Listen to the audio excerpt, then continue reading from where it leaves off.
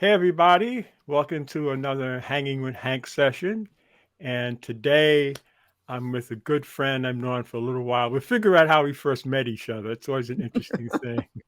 But Jermaine Ingram, and let me just kind of give you the list of what she does: dancer, tap dancer, lawyer, writer, choreographer, vocal improvisationist or vocal improviser, songwriter, cultural strategist, um, an all around good person and someone I'm glad to know. So, hey, Jermaine, how you doing? Hey there, Hank. Let me just make one correction. I Okay. consider myself a fully recovered lawyer. Oh, okay. I did that for 30 years, Right, you and got it's over been, that, huh? yeah, that's right. So I'm Yes. fully recovered now. Okay. You've been doing okay with that? You feel Oh, okay? absolutely, absolutely.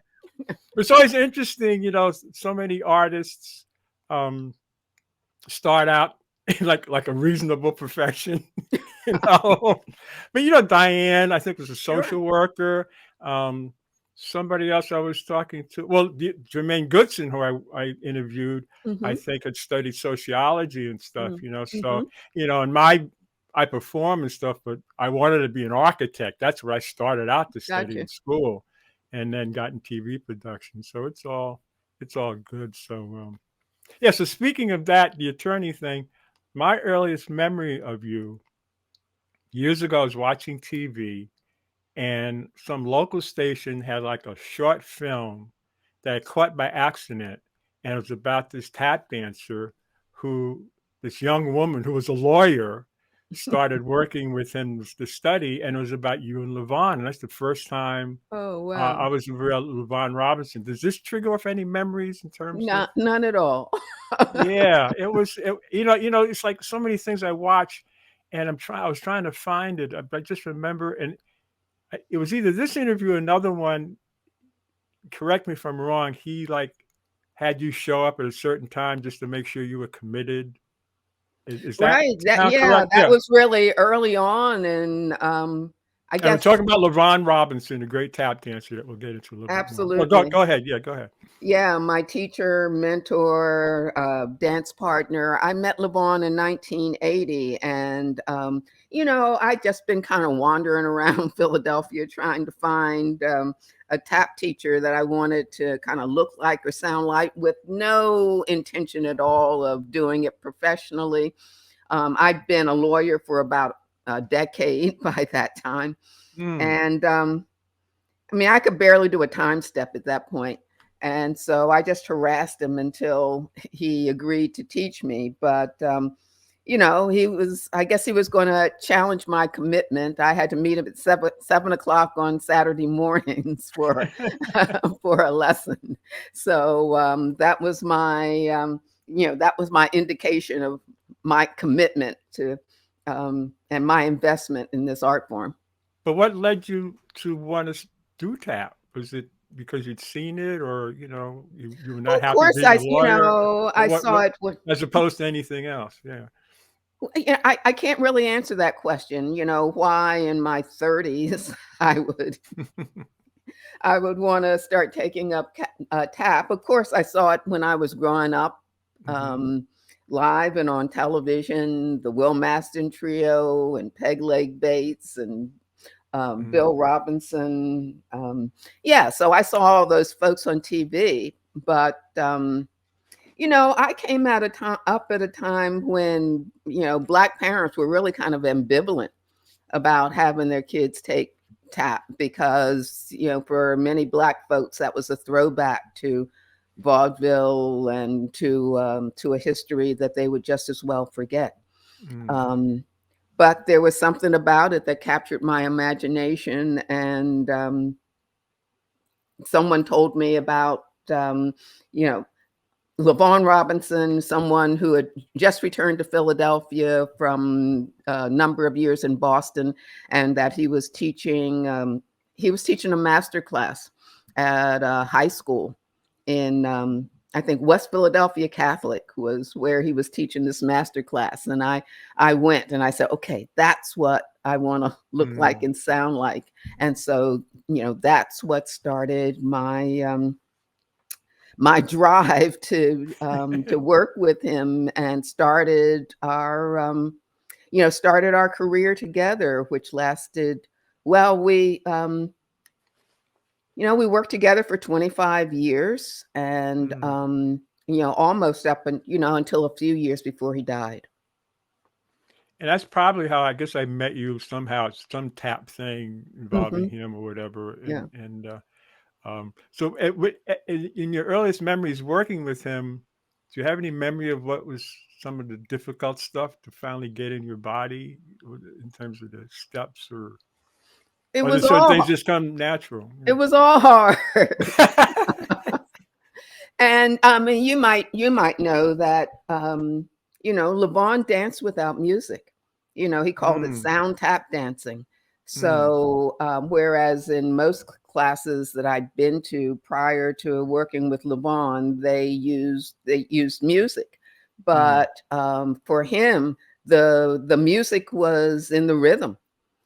So you had to there was a demand for clarity and a demand for phrasing that had its own musicality, because you couldn't rely on the music to kind of hold it together. So that was an important lesson, and sort of a central anchor for me in the art form. And he was also very committed to the idea that you dance with your whole body. That you dance with your hands, you dance with your whole body. It's not just the feet. So that was part of it. And as time went on, I realized that LaVaughn and I heard rhythm a little differently from one another, because he came up in swing, I came up with bebop. So even though we were doing the same steps, and probably to an observer, we were, we were synchronous. But I realized that there was just a slight difference in the way I heard rhythm. And then when we started, over time, I convinced him to start dancing with music again.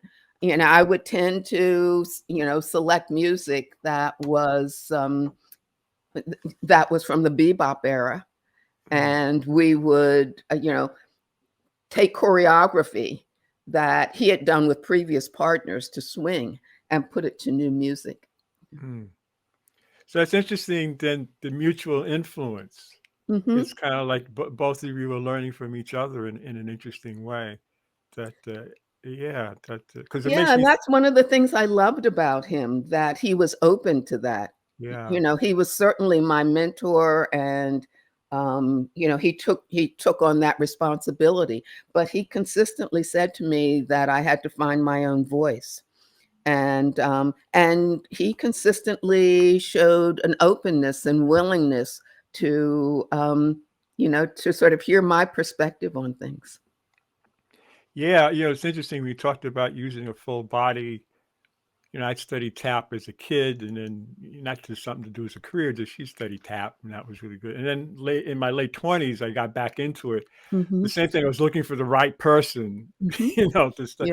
And this was at an interesting time when tap wasn't around as much as it used to be. Anyway, I found this guy, Tony White, and one of the first things he talked about with me, and he had also been a swing dancer, was using my arms. Sure. And it was a combination of the full body, but also helping with balance, and also helping with the picture of what's seen. And then when I studied with Cookie, he also didn't play music, but he would hum tunes. Right. Yeah, I was wondering if LaVaughn did anything like that. Would he ever hum tunes and just kind of? No, he didn't, but I did. Yeah, yeah. Because the great thing about doing that without having the music in class is then you hear your own song, you hear your own music, and then the audience can see that, and then you can, like you say, you have that anchor to.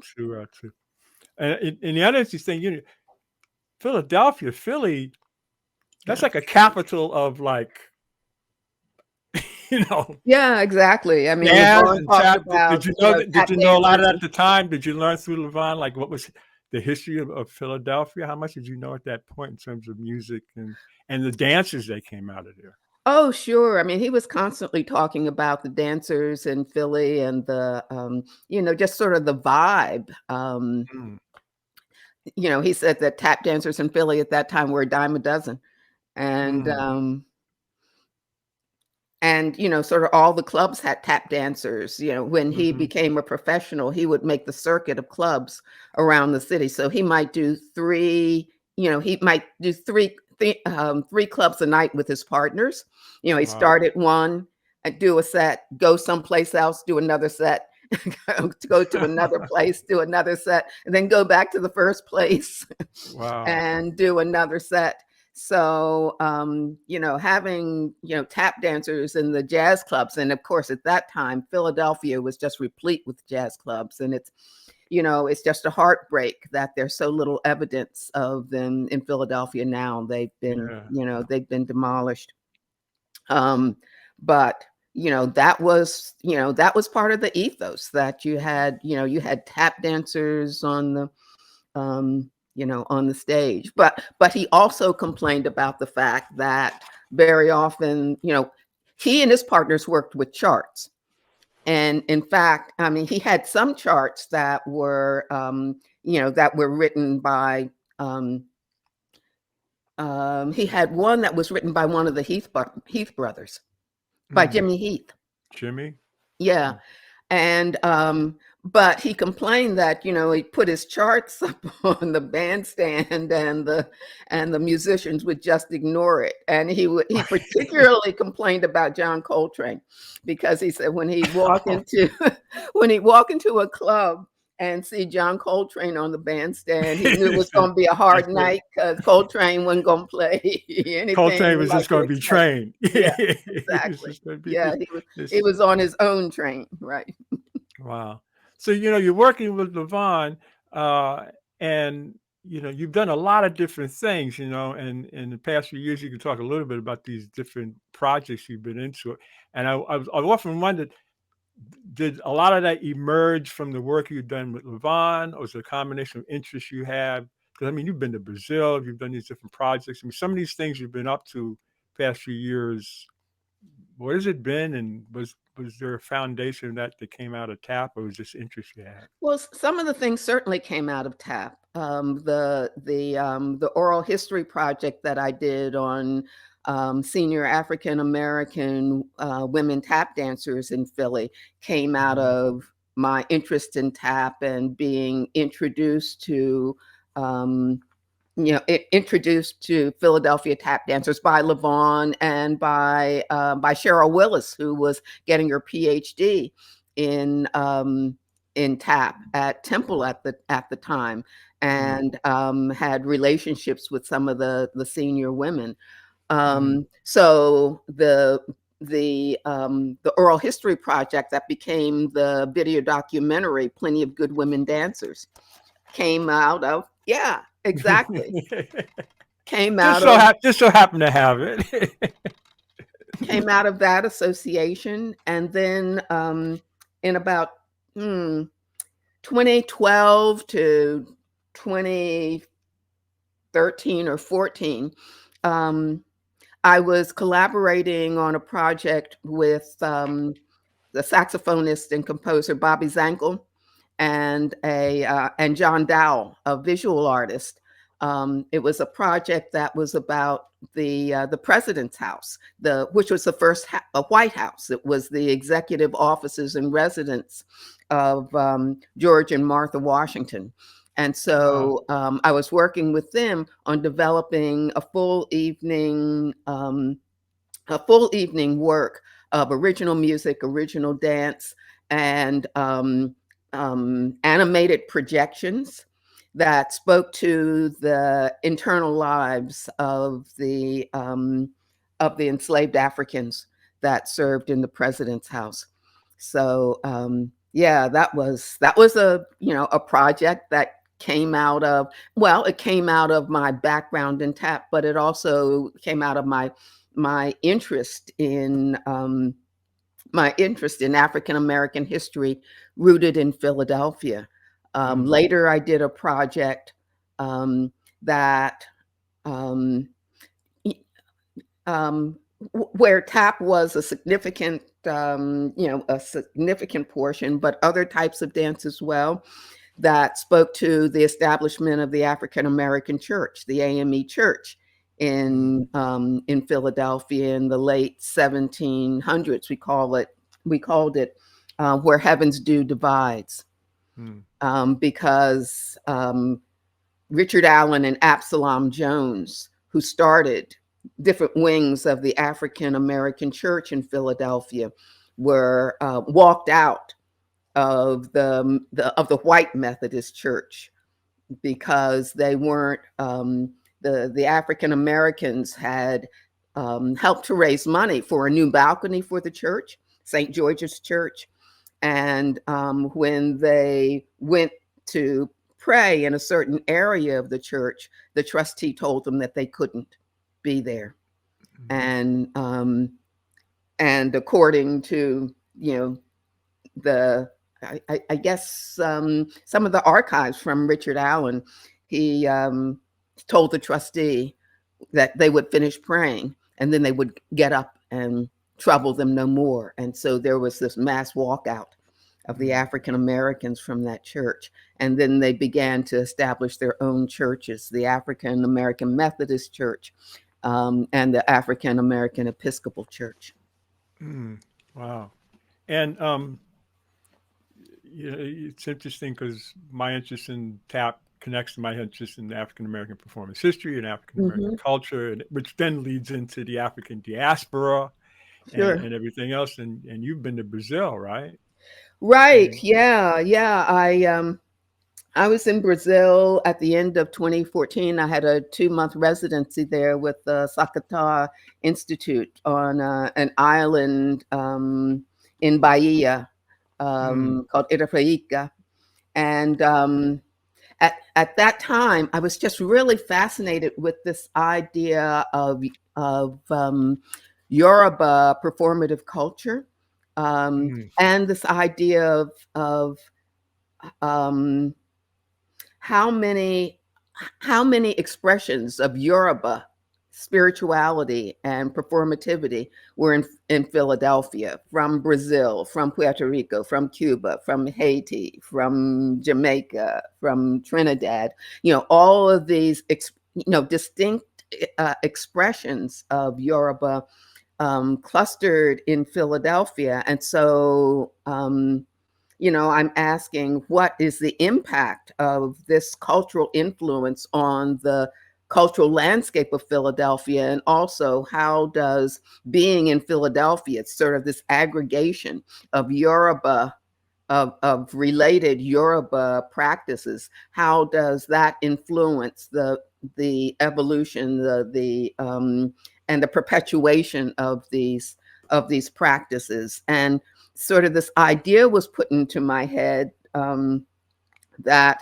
Philadelphia had never gotten credit for the way that it had, supported Yoruba practice. You look to New York, and you look to you look to maybe South Sea Islands or the Yoruba enclave in the South. It's escaping me right now, but and that Philadelphia had never was never mentioned as an important enclave for Yoruba practitioners, and going back to like the 1950s. And so I got really interested in that, and it took me a while to put together the right partnership. Is that the sun? Yeah. Right. The right partnership and the right money to pursue that project. But that became like a 2.5-year project that where we did story circles with different parts of the Yoruba communities here, and master classes and visioning sessions, and did a media archive exhibition. In fact, we're going to be taking some of that media archive exhibition to an exhibition in California later this year, to the California African American Museum. Wow. Now, was it during this period of time or even before that you became aware of Robert Ferris Thompson? Well, I can't remember when I became familiar with Robert Ferris Thompson. I And you can certainly, explain to people who he is. Everybody should oh, know who he was, but right. I still. mean, who can explain who he I is, know, because he's it's just like, bigger than anyone can explain. I mean, he's maybe the Robert only Ferris person, Thompson. yeah, only person who might come close to explaining it is Danny Dawson. Danny Dawson. Yeah, absolutely. But he's just a phenomenal wellspring of wisdom and culture and passion about African and African American culture, and the influence of African culture on all of American culture. So she's And basically trained as an art historian, right? That was yeah, her I think that's main right. thing. Yeah. And he And we passed just away recently. lost him. Yeah, yeah. But Yeah, what a giant! What a yeah. giant! And for so many of us studying and the kind of work you're doing, whatever, he just understood the connections and just. I had the chance maybe once or twice to go into his classes, and it was fascinating. He would just be dancing, showing things, getting up and stuff. Yeah, I mean, I was involved with a group of folks who brought him to Philadelphia to lecture, goodness, years Mhm. ago. And I'd been in lectures or classes that he taught, like at University of Pennsylvania, as a guest speaker or visiting artist. Yeah, there aren't, there just aren't words to capture Yeah, yeah. who he So was and people what he look was. up that name. I always tell people, look up Robert Ferris Thompson to find out more about him. Yeah, because I think we talked about before a number of years ago. There was some event, some folkloric event in either Schenectady or Peekskill or whatever that he was there, and I ran into you there, Hmm. and he was Hmm. doing. Maybe he's working on the tango book and stuff. Because I remember at one point Yeah, we were I think that's dancing. right. There was like a big dance, and you said, "Come on, Hank, let's dance," And I think he was working on. Yeah, he was working on that phenomenal tango book at that Yeah, time. Yeah. yeah, yeah. So it's And so the black influences on tango.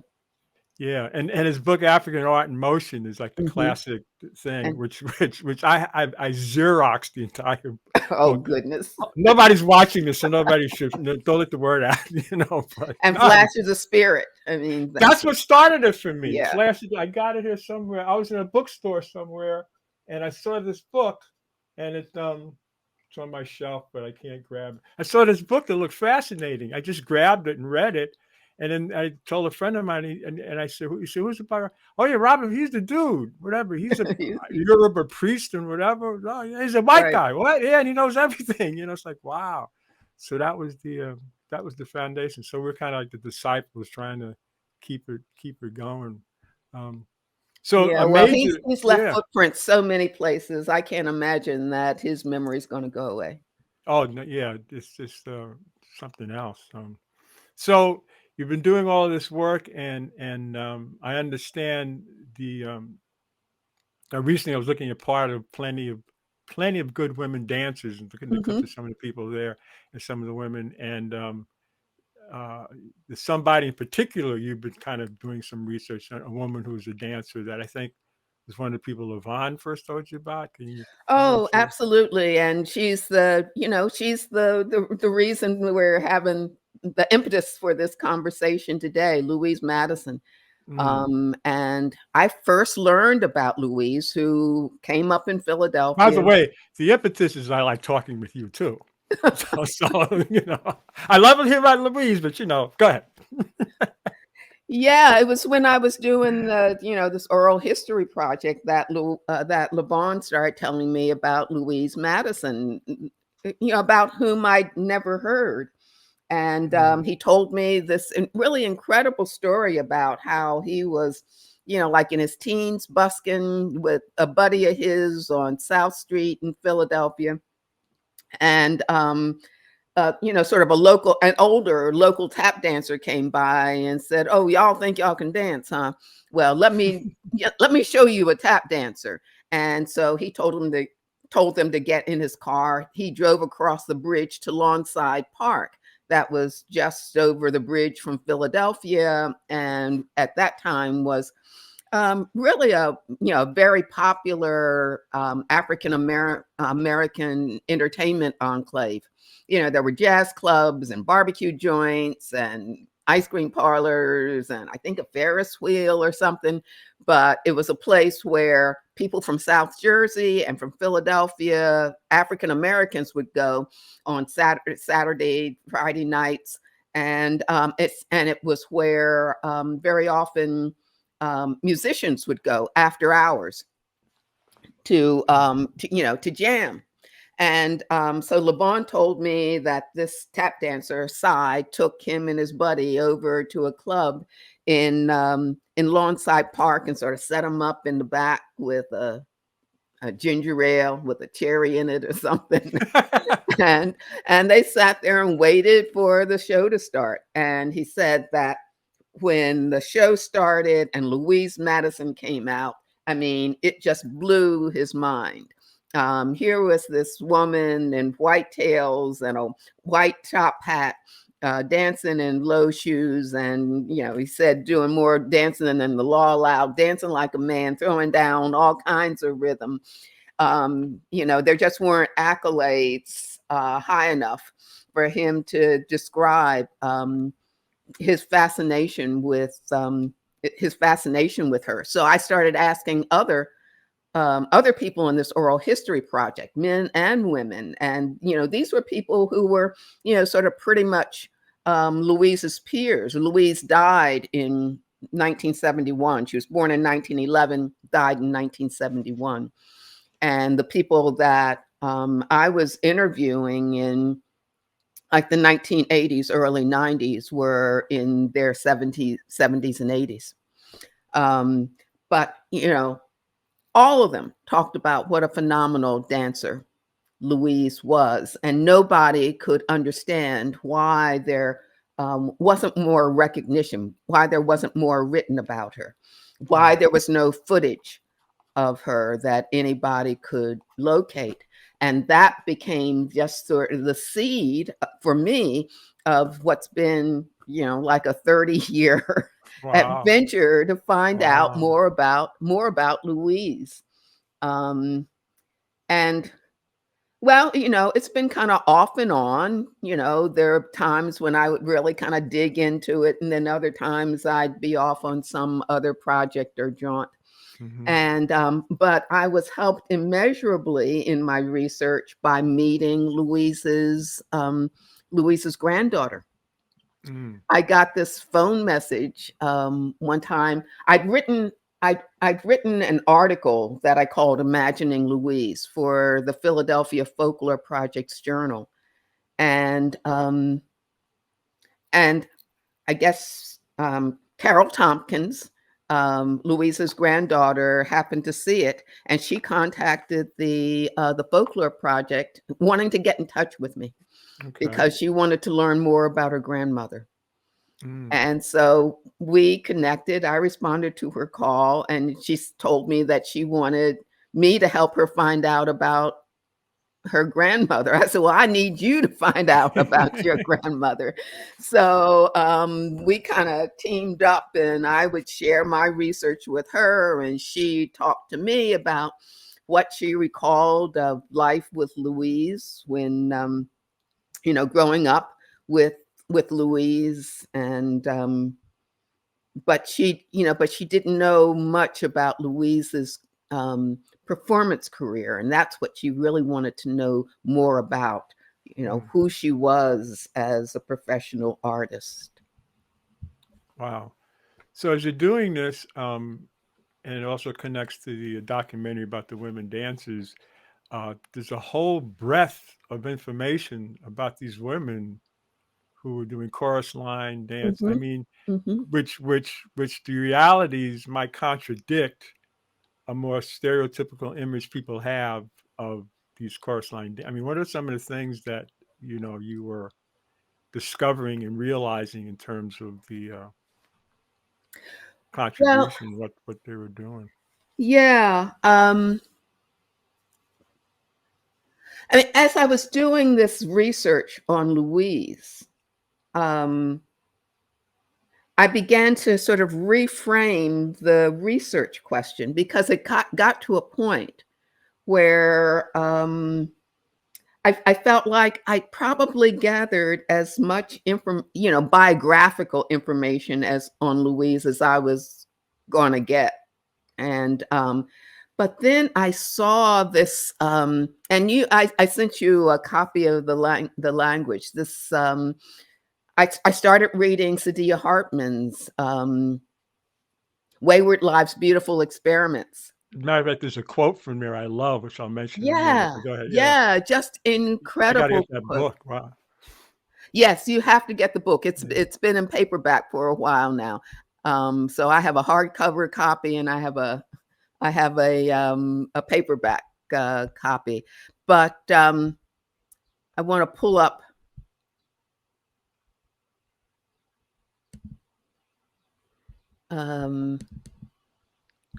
Because she's got this quote in the book. Maybe you'll be getting into it. Yeah, Each dance is a rehearsal for escape. exactly. Like, wow. Yeah, that's the punchline. Yeah. Yeah, but there's, the first quote that I just love. It says, like the flight from the plantation, the escape from slavery, the migration from the South, the rush into the city, or the stroll down Lenox Avenue. Choreography was an art, a practice of moving even when there was nowhere else to go, no place left to run. It was an arrangement of the body to elude capture, an effort to make the uninhabitable livable, to escape the confinement of a four-cornered world, a tight, airless room, tumult, upheaval, flight. It was the articulation of living free, or at the very least trying to. It was the way to insist, I am unavailable for servitude. I refuse it. Mm-hmm. Yeah, that was the first quote that just sort of grabbed me and spun me around. And I said to myself, okay, so this research is about not only the biography of Louise Madison, but Louise as a representative of how African American women use the popular stage as a way to say, I am unavailable for servitude. I refuse it. To use this platform as a way of resisting the tight spaces that that gender and race put them in at that particular time. And Sadia Hartman's book talks about the era from the end of Reconstruction to the end of the 1930s. So this was kind of a perfect time to a perfect framing for the work that I was doing on Louise, because the sort of the clearest representation of her performance life was in the period 1933 and 1934. So yeah, it's and there's so many people who fit into that category of resistance. I call it, in a way, I call it spectral resistance. Yeah, I was just going to ask because you mentioned the term I like that. Yeah, I call it spectral resistance because to look at what they did, people might not necessarily think of it as having a political impact of being, resistance as such. But, they were just doing what they had to do. But in doing what they had to do, they were pushing back against the conventions that were set for women at that time. I mean, And I think making conscious choices in their, I mean, our mutual friend Jackie Malone, who's also doing research, I'm learning more, making conscious choices to live on their own terms and doing stuff that, like, when the 70s, when this feminism thing was happening, feminism is great, but it's kind of like there's a history of women, like, I'm going to do this on my terms using what the situation is to resist, being somebody else's thing. Yeah, like obviously with Louise, she defied the conventions in that she was a solo act. She wore male attire. She danced with quote unquote masculine style. Right. But you have people like Hortense Allen Jordan, who was the head of Louis Jordan, the band leader Louis Jordan's chorus line. And Hortense, out of necessity, started designing and fabricating costumes, because the costume houses at that time wouldn't rent to Black companies, or if they rented to Black companies, the stuff was so dirty and disreputable, you wouldn't want to put it on your body. So she started designing and fabricating costumes for her chorus lines, and she did that throughout her performance career, and that was a mode of resistance. It was saying, I refuse it. I'm not going to be constrained by the fact that that they won't rent costumes to us, or the costumes that they're willing to rent for us are things that we wouldn't dare put on our bodies. I'm going to create an alternative to that. Yeah. The other interesting thing that you touched upon too, in terms of, I don't know if it's resistance, but not being easily identified, is the whole, nowadays a lot more conversations talked about fluidity of gender identity and how to be. But you look at people like Jackie Mabley, and who else was I thinking of? Just the kind of choosing to blend the look, whatever is called mannish as opposed to whatever, but just but like not to be easily identified, but consequently to be somewhat independent as a result of that, because if you did one another, certain things would be expected of you. I mean, is this some of the stuff you ran into also in terms of some of the performers?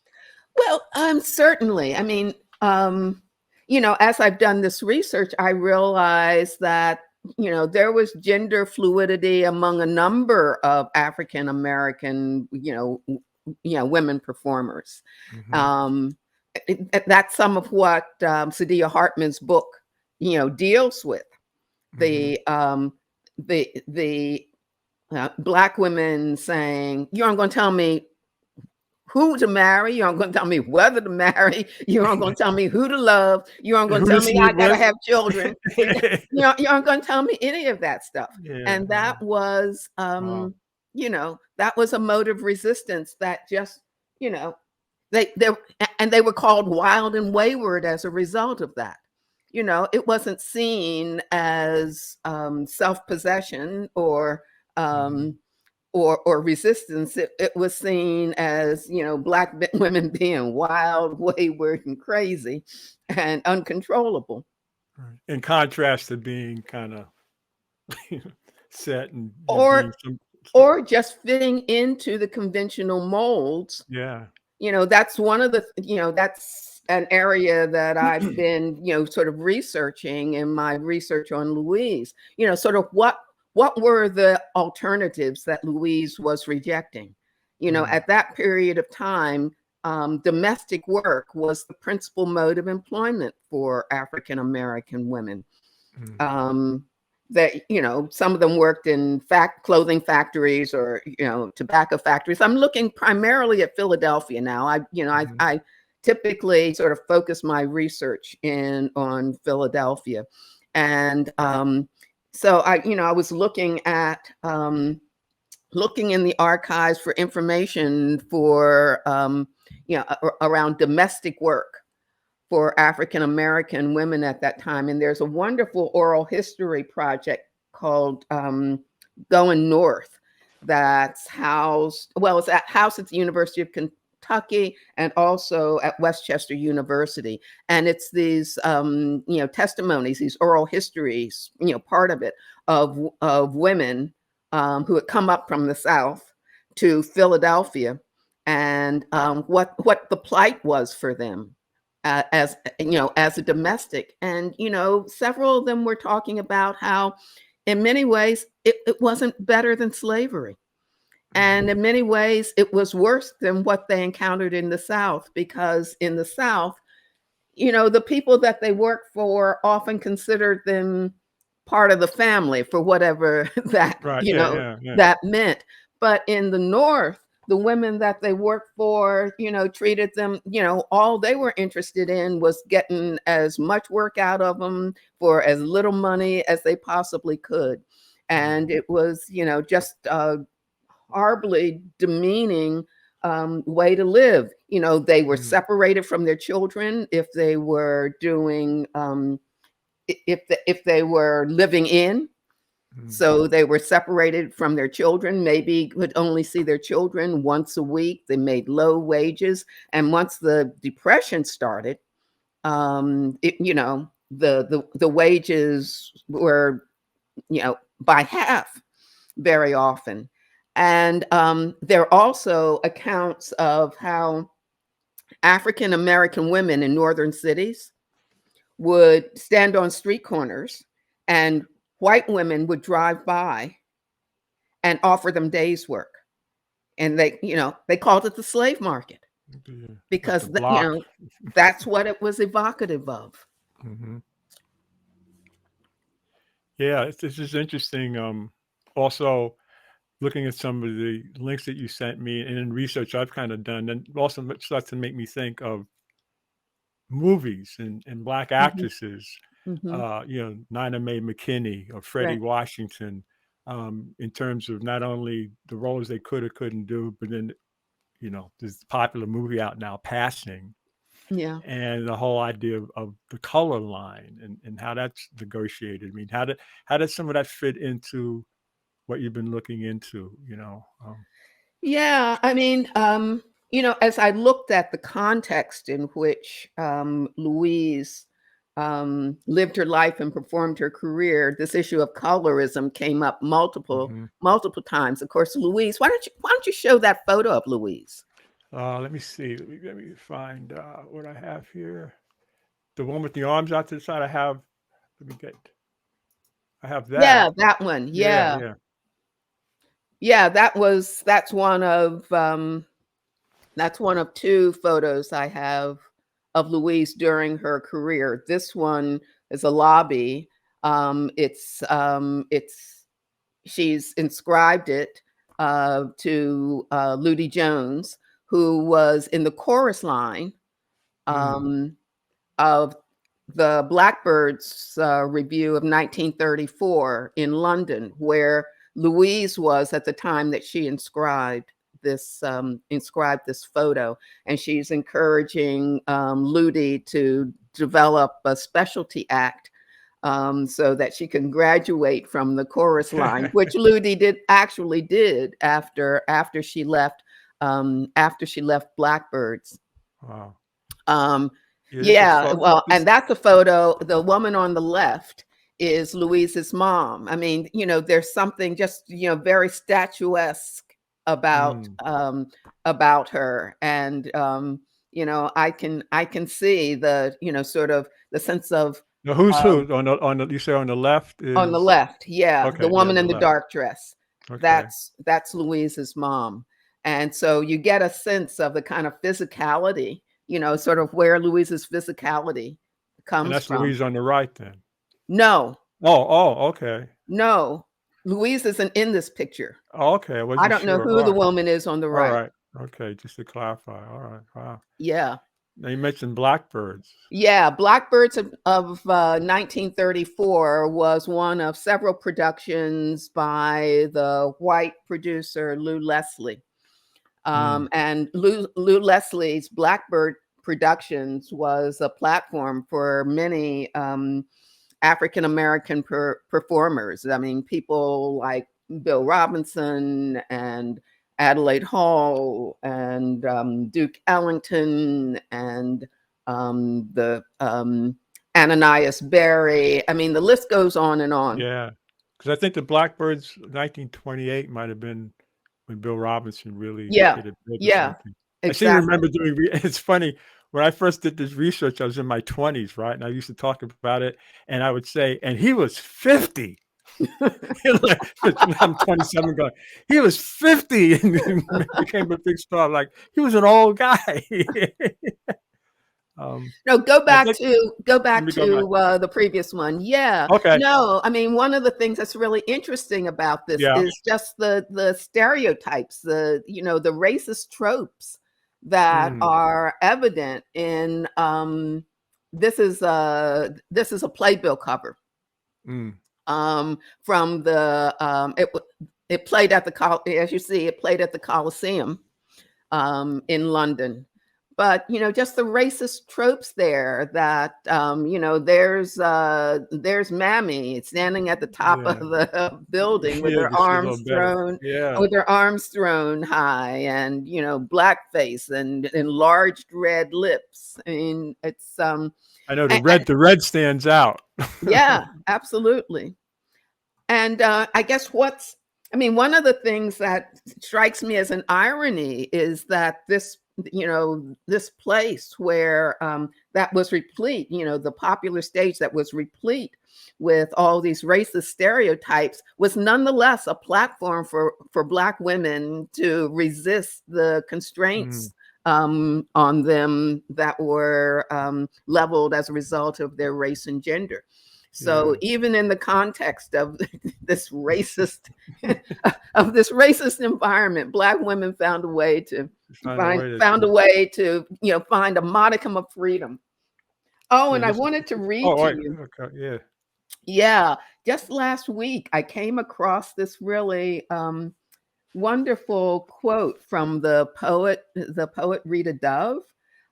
This Mm, is She wrote a poem to about Billie Holiday, and the conclusion of it says, "Fact is, the invention of women under siege has been to sharpen love in the service of myth. If you can't be free, be a mystery." And oh, yeah. I mean, it struck me that that's so representative of Louise. I mean, she's a mystery to us. Continues to be a mystery, right? Right. Yeah. Yeah. But the mystery giving one an opportunity to delve into something and make discoveries as a result of Well, um, hopefully. I mean, that's yeah, what I'm yeah. trying to do with it. I had this, sort of jolt of recognition. I was listening to a webinar by a couple of archivists African American archivists who have this initiative that they call nomadic archivists. That's sort of focused on um, archiving for BIPOC and non-binary folks. And almost in passing, one of them said, "Well, some people choose to be invisible." Mm, And and then that raises ethical question. If a person chooses to be invisible, then what's your ethical responsibility to respect that decision? mm, And I was asking myself, well, was Louise making a conscious choice to make mm, herself obscure? You know, later in life, Louise became a recluse, according to the family members that I've talked to. I mean, she almost never went outside. She didn't go mm, shopping. She didn't, her groceries were brought to her. She didn't go to the doctor. She lived a very isolated, secluded life after her performance career. And I'm asking myself, well, what does that represent in terms of her choice? You know, I'm not yeah, I'm not prepared to come to the conclusion that that yeah, was an yeah. indication that she wanted to be invisible, because that would that would really problematize all this work I've Yeah. done. Yeah. But I think it's a question that we have to ask ourselves as archivists and historians. It's also interesting you mentioned that all the idea of being invisible. Of course, you hear the Invisible Man, Hmm. that title, and then I just think of the current state now of as I mentioned earlier about so many choices about identity and how to be, and I was just reading about this guy who died, who's an editor of Vogue. I forget his name. He was, Oh, I remember Andre seeing, Leon, yeah, I never knew his name, but I just remember seeing him being interviewed and stuff. And yeah, and he just passed away. But I was reading Andre some of Leon his, Talley. I think that's the name. Yeah, the 6 foot fashion. 6, Oh yeah, big, yeah, the fashion icon. the Yeah, icon. But absolutely. but Hmm. just reading, and I remember seeing him. I never followed him. Just when you saw him, you couldn't forget him. I remember seeing him being Hmm. interviewed and stuff. And just reading his bio about he was from the South, and the combination of black, 6 foot 6, queer, whatever, and having it in close, developing his persona, Hmm. and the pluses and minuses of that in terms of straddling and being, and how to be. Does one disappear into one's look, or does one? No, he was very flamboyant when he was Hmm. out there, you Hmm. know, and this idea of uh, what am I getting at? It's bringing up so much stuff about how one sees oneself, but in the context of the world and society we're living, particularly when you're a person of color. Um, if you want to stand out on your own terms as opposed to someone else's terms, or Hmm. and how much is a personality? You have a particular personality where you back off or move in. Because this to me is interesting. It's also, as I think about my own journey and friends of mine about the ways of being, and these different choices about how to be seen, and uh, I'm just Yeah, I'm yeah. free associating, talking Well, about yeah, stuff. that's really fascinating. And, it kind of relates to, something I was thinking about with regard to Louise. I mean, when I was asking her, when I was asking people in the oral history project why they thought it was that Louise didn't get more recognition, um, the responses tended to lean into because she challenged men at their own game. You know, Hmm. she danced like a man, she dressed like a man, she was throwing down rhythms and as many taps as her male contemporaries were. And so, she would be denied recognition because of that challenge. And then other people said it was because of her looks. And I said, well, what do you mean by that? And that she was dark skinned and she had kinky Hmm. hair. And so I was thinking about, especially in this area of colorism. Um, you know, colorism didn't have the tyranny on Black men that it had on women. Hmm. Men weren't near as constrained by issues of skin color, skin tone, as women were. I heard this, I read this story about how Josephine Baker was rejected for the production of Shuffle Along a couple of times because they thought she was too dark, Mm. and how her talent just overwhelmed people's ability to reject her on those grounds. But I Also, I thought, think was also a fact that she could get away with doing stuff because she was by doing funny stuff. right, yeah, So if she was darker, you could be right, funny, as opposed to, like, yeah, yeah, exactly. I that's mean, another element too. Yeah. Baby Edwards talked about that because Baby Edwards was short and I mean, phenomenal dancer, phenomenal singer, short and dark skinned. But she talked about how she would bring up the end of the chorus line because she'd do this sort of crazy flamboyant stuff Hmm. that really excited the audience at the end of the chorus line. But Mm. there was I was thinking that And who knows whether this was part of this pure speculation as to whether this could have been part of Louise's thinking. But the fact that she, she defied these conventions, and took on this male persona or androgynous persona, because there might have been fewer limitations for her in that frame than if she had tried to present herself in the as Black women typically did on the popular stage. So I asked myself, maybe if she, while people were saying she didn't get recognition because, she presented herself in this way, I'm thinking it might have been if she hadn't presented herself in this way, she wouldn't have had a career at all. At all. Yeah. I'm assuming you must have cross-checked information about Juanita Pitts, right? It's similar. Yeah. I mean, is that just that one clip of Juanita? I remember the first time I saw that clip when Ernie Smith used to show the stuff. I went, what? Right. Yeah. And Juanita Pitts is another dancer. You can find her on YouTube, folks. Yeah, exactly. And we have a little bit of Juanita and Plenty of Good Women Dancers too. Yeah, a few seconds of her. Yeah. So so we're the generation in terms of tap where, I also remember seeing tap on TV as a kid. And I saw both. I saw the Nicholas Brothers, Step Brothers, and Fred Astaire, or whatever. I was influenced by both. And then I studied tap in Harlem, Mabel Hart's dance studio, when I was 10, 11, 12, with something to do.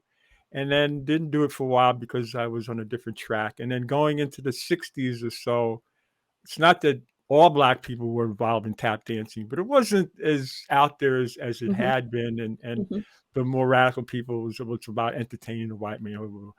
And because I was doing my own research about Black performers at that point, at some point I figured, I want to find out who Stephen Fetcher really was and separate, the stereotype from the person. So by my late 20s, I wanted to get back into tap dancing. But at this point, and this is like in the 70s, at this point, it wasn't as prevalent as it was, but this was just moving into what I tend to call the so-called tap renaissance of some other people doing stuff. And anyway, make a long story short, we get to the point now where so many people are tap dancing, and a lot of women are doing things. Ayodele, Michaela. How do you see what you're doing in the context of Dormisha, in the context of now? Ali. I mean, Ali. I mean, and in fact, I just had a conversation with Lisa Latouche, and saw a friend of mine, Libby, and she'd been talking to Ali because evidently Ali's involved in doing stuff for Louise Madison also, right? Some project and stuff. And where was I going? I was talking. She's actually working with me on an idea I have for. I'm assuming I'm assuming it's your thing, right? And and Ayodele does a whole thing while I have the stage, which is like. So anyway, how do you see the scene now, particularly in terms of women and dance, and any parallel similarities, difference from what you've been? Well, I mean, I'm just delighted that it's a huge topic. I'm really delighted that that women are getting the opportunity to really show their prowess in tap in ways that was very difficult not all that long ago. That and such prowess it is.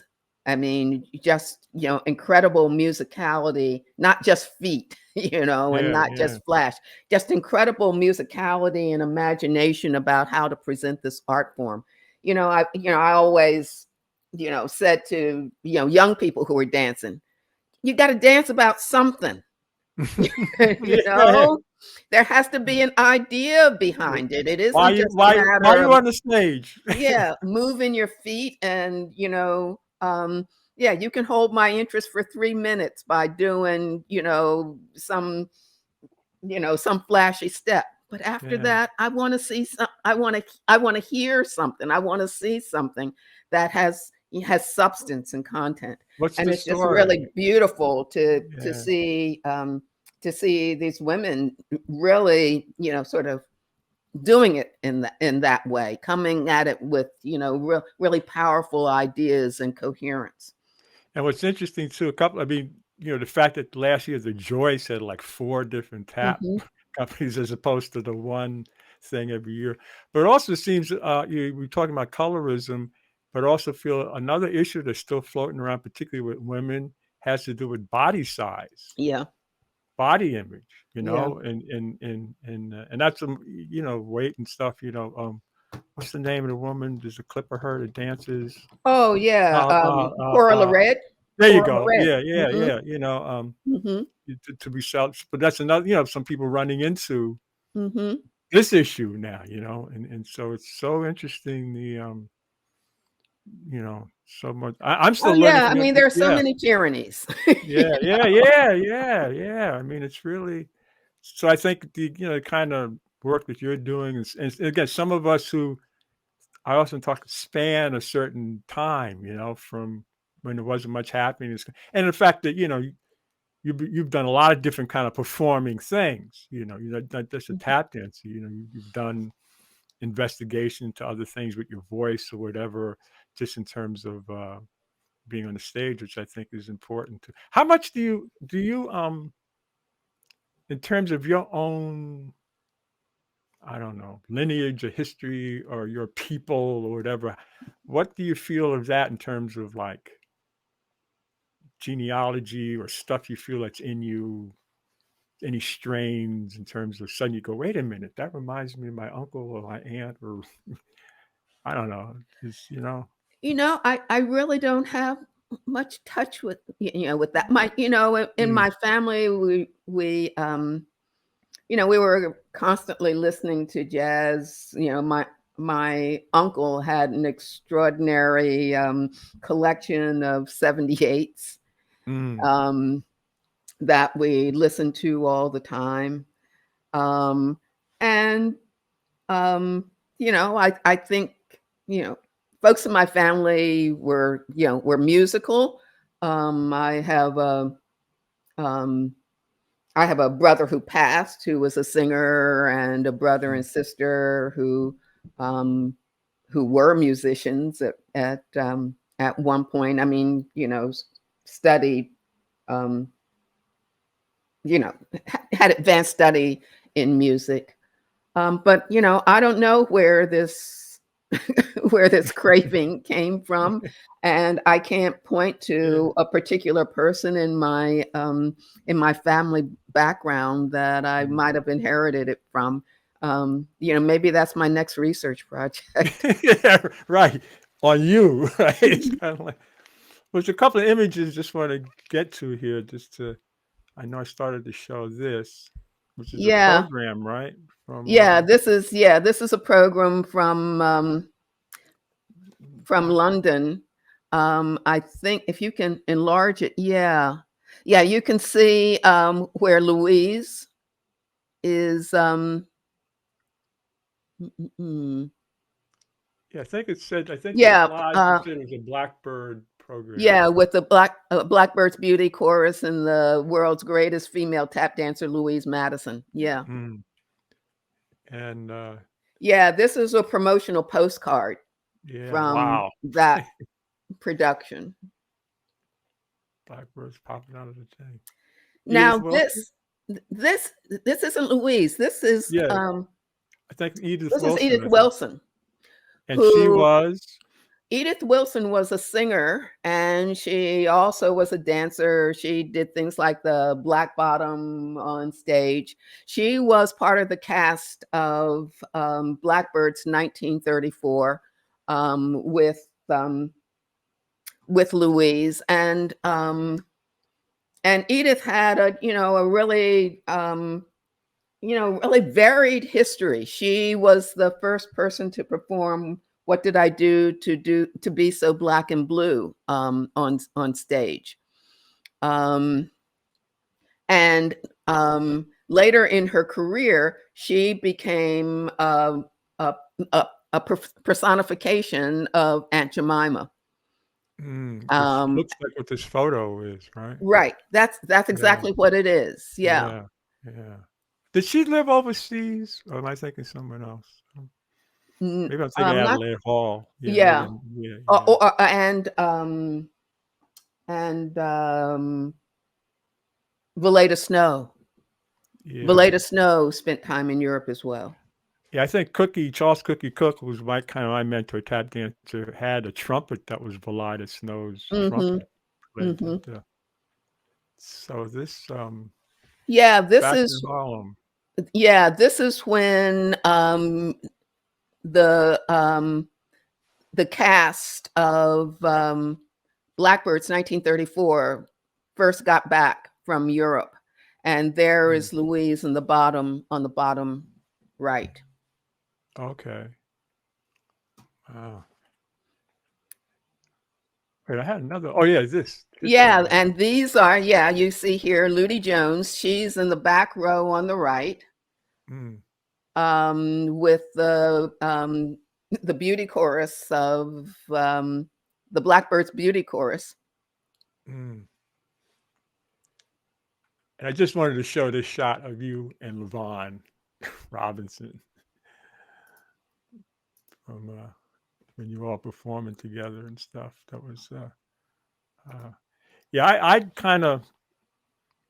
I got to know Marion Coles fairly well. Oh yeah. So that's how I got to know a little bit about stuff. And then I remember, I ran into you a couple of years ago. Actually, this is airing on the 13th of February, and I ran into you, I remember, on Valentine's Day in Penn Station, because I was heading up, whatever. I remember it was that day because it was for Gregory Hines' birthday.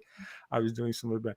But previous to that, at the New Cotton Club in Harlem, there was an event when Silver Bells was still around. I think you were at that, and something was interesting. I was a second generation Silver Bell. And just explain who the Silver Bells were for people who well, don't know. The Silver Bells were just these extraordinary women who were members of the #1 chorus line at the Apollo Theater.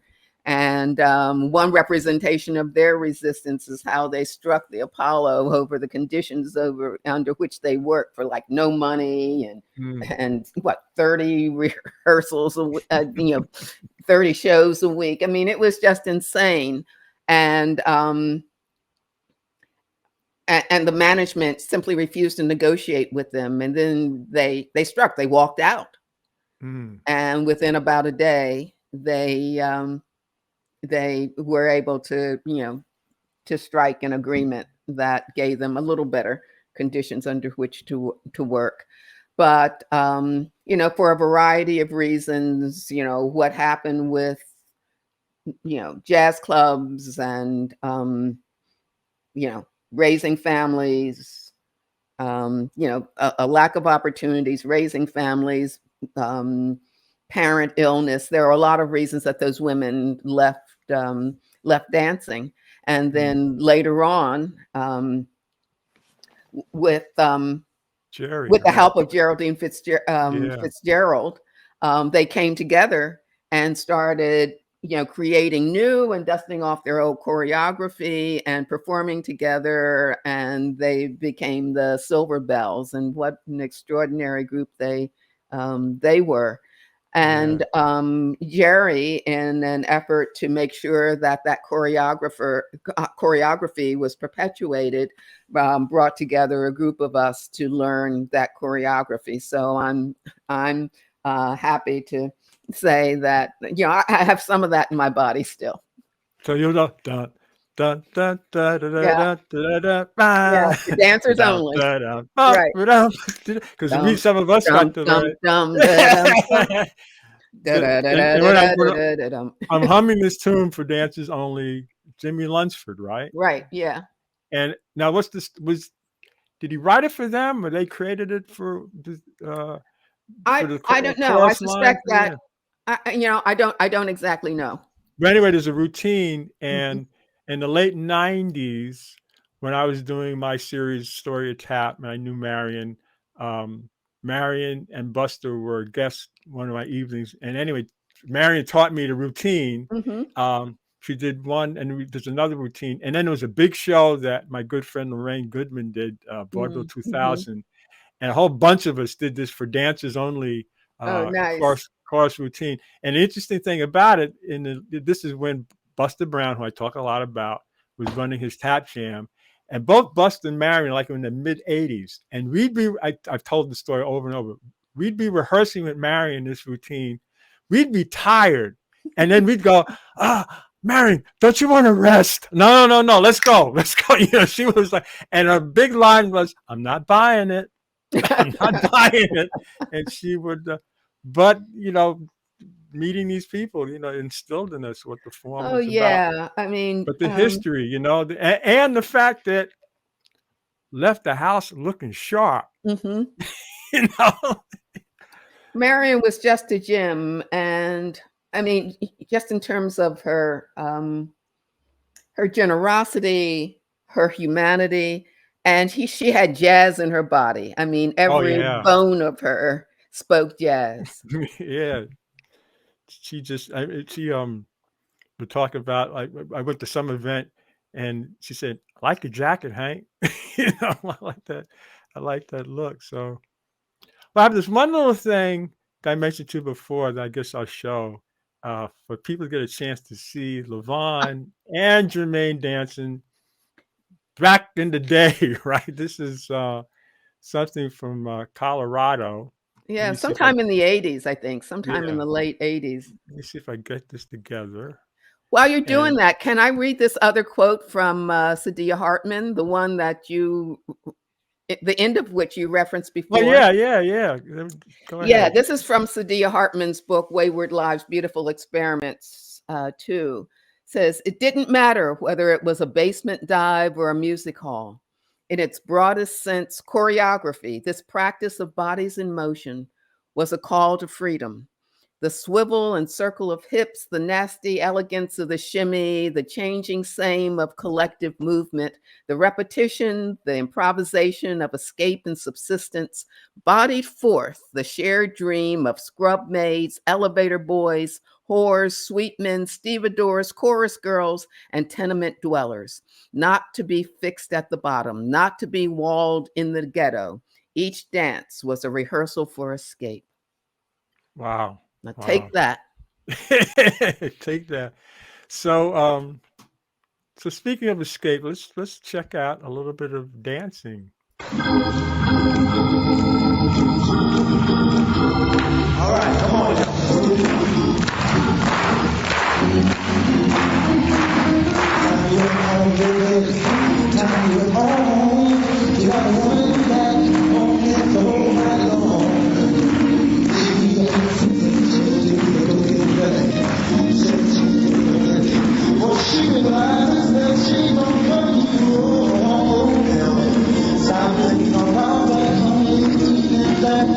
You out, but with nothing but a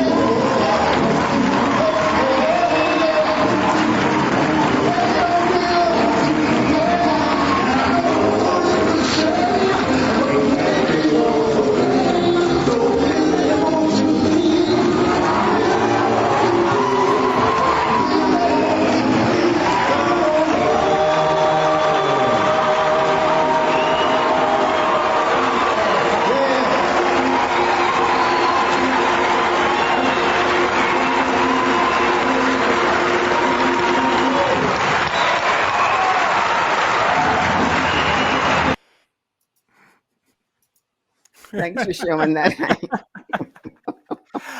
I like your little thing when you go off at the end. And what's the name of the singing group again? New Image, They're EMAGE. great. It was a Philadelphia doo-wop group. Doo-wop, yeah, Hmm. that's the thing. You had it Yeah, the going. leader was So, Ricardo Rose. wow, wow. Any last things you want to touch on? Because this has been a lot, and Yeah, it's been a um, lot. it's been great though talking with you. This is Yeah, this has been sweet, Hank. I've yeah. enjoyed this so much. Well, one thing I want to do is just want to acknowledge Hmm. acknowledge the folks in the organizations who have made it possible for me to, sort of do this research on Louise Madison now, and the Chronicling Resistance Project, and it's the Mellon Foundation and the Pew Center for Arts and Heritage that have been funders for that project, and also the Philadelphia. Let me get it right. The Philadelphia Consortium of Special Collections Libraries. That's that's a consortium of libraries and organizations in Philadelphia that are undertaking this project to make archival institutions more accessible to non-professional, non-academic historians and researchers. And I think it's a terrific project. Wow. Well, thank you again, Jermaine. This has been um, a lot of food for thought. In terms of just in terms of things I've been thinking about, to things to work on and do research and stuff. And glad to know you. Thanks again for doing this, and I look forward again to see you in person when Yeah, that would be when all great. is safe. When all is Yeah, safe, maybe I'll see you in the new Moynihan Pavilion sometime in New Yeah, York. yeah, right. Bump into you there. Yeah, right. So, anyway, folks, thanks for watching. And as I always say, take care of yourself and peace. Peace out.